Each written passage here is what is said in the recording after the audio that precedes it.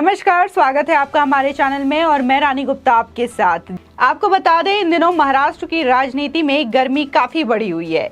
एक तरफ सत्तारूढ़ गठबंधन दल के नेताओं पर प्रवर्तन निदेशालय यानी कि ईडी का शिकंजा कस रहा है, तो दूसरी तरफ जो दूसरे दल हैं उसके बीच खींचतान चल रही है।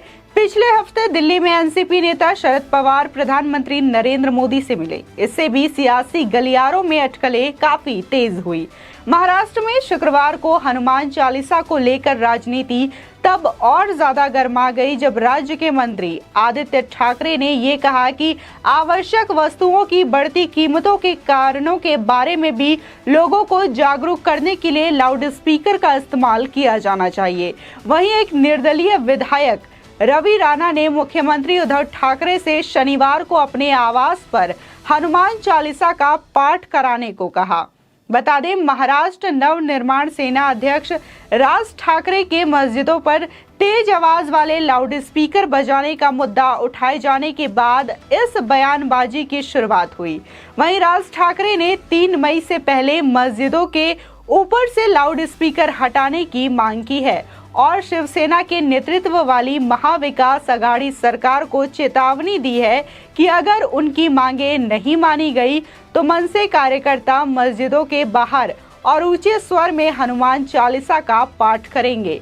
हनुमान चालीसा के पाठ के मुद्दे पर प्रतिक्रिया देते हुए मंत्री और शिवसेना नेता आदित्य ठाकरे ने सीधे जवाब देने से परहेज किया और कहा कि कीमतों में वृद्धि जैसे मुद्दों पर चर्चा के लिए लाउड स्पीकर का इस्तेमाल किया जाना चाहिए। साथ ही आदित्य ठाकरे ने कहा कि आवश्यक वस्तुओं की बढ़ती कीमतों के कारणों के बारे में लोगों को जागरूकता पैदा करने के लिए लाउड स्पीकर का इस्तेमाल करना जरूरी है।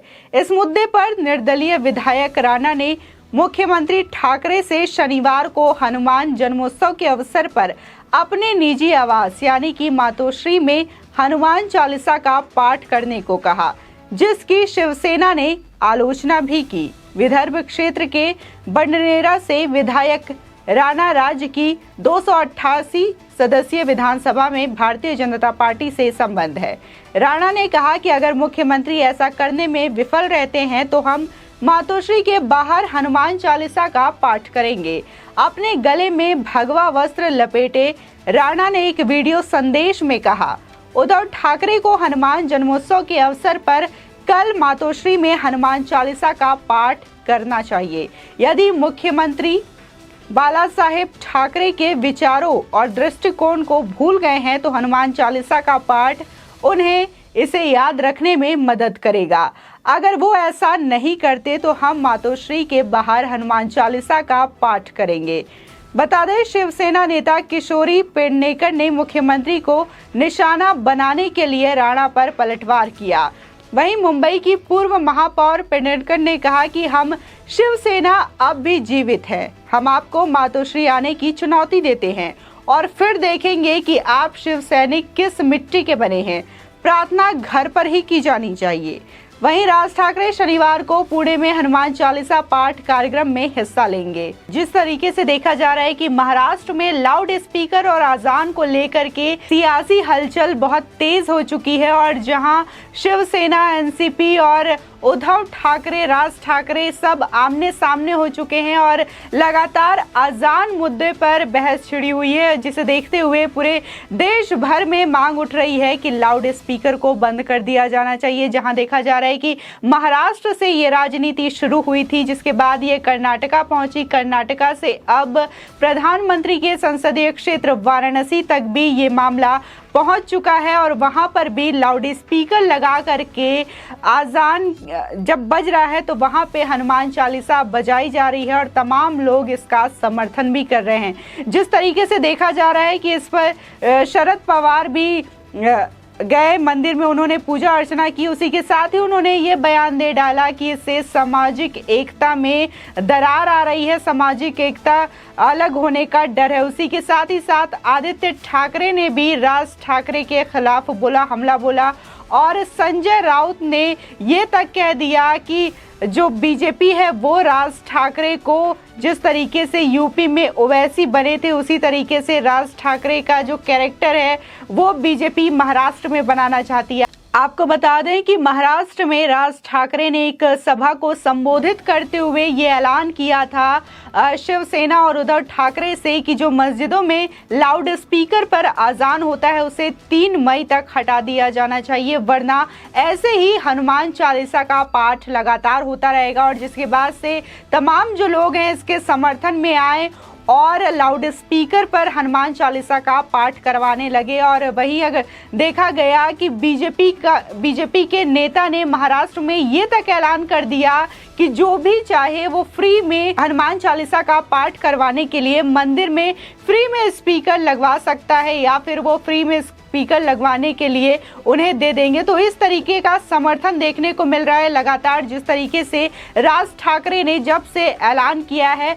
और तमाम जो नेता हैं, चाहे बात शरद पवार की करे, संजय राउत की करे या फिर हाल ही में आदित्य ठाकरे ने जिस तरीके से बयान दिया, उससे साफ जाहिर हो रहा है कि राज ठाकरे ने जो 3 मई का अल्टीमेटम दिया है उससे ये बौखला से गए हैं।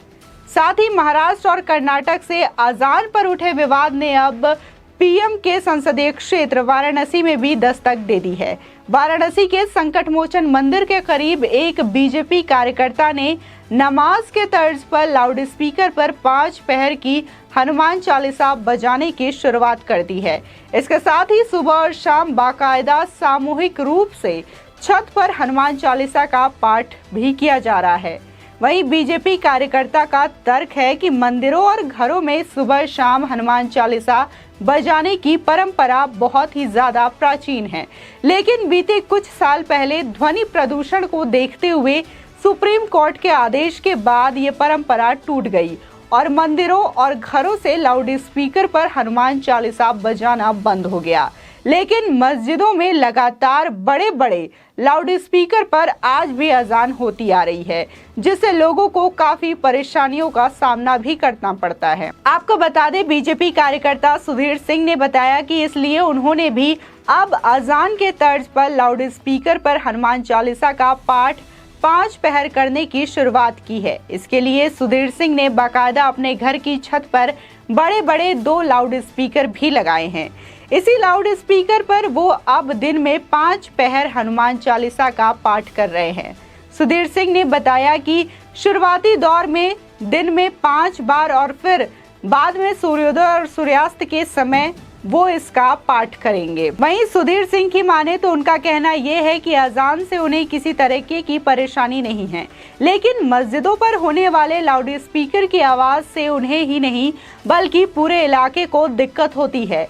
इसी को देखते हुए उन्होंने भी इसी तर्ज पर हनुमान चालीसा बजाने की शुरुआत कर दी है। आपको बता दें कि 2005 में सुप्रीम कोर्ट ने ये ऑर्डर दिया था, एक पैरामीटर सेट किया था जिससे कि ध्वनि प्रदूषण ना हो सके, लेकिन मंदिरों से लाउड स्पीकर हटा दिए गए। वही देखा जाता है कि बहुत ज्यादा आवाज में लाउड स्पीकर नहीं बजाए जाते क्योंकि आसपास के लोगों को बहुत ज्यादा परेशानी होती है। लेकिन अगर बात मस्जिदों की करें तो मस्जिदों में लगातार अजान के समय तेज तेज लाउड स्पीकर पर ये आवाजें आती हैं जो कि कहीं से भी सार्थक नहीं होती और साफ साफ दिखता है कि ये किस तरीके से सुप्रीम कोर्ट के दिए गए ऑर्डर का अनादर किया जाता है। और ये दिन भर ही नहीं बल्कि सुबह 4 बजे से ही ये चीज़ें शुरू हो जाती है और रात को भी अजान उसी तरीके से लाउड स्पीकर पर ज़ोर ज़ोर से दी जाती है, जिससे कि लोगों को परेशानी होती है।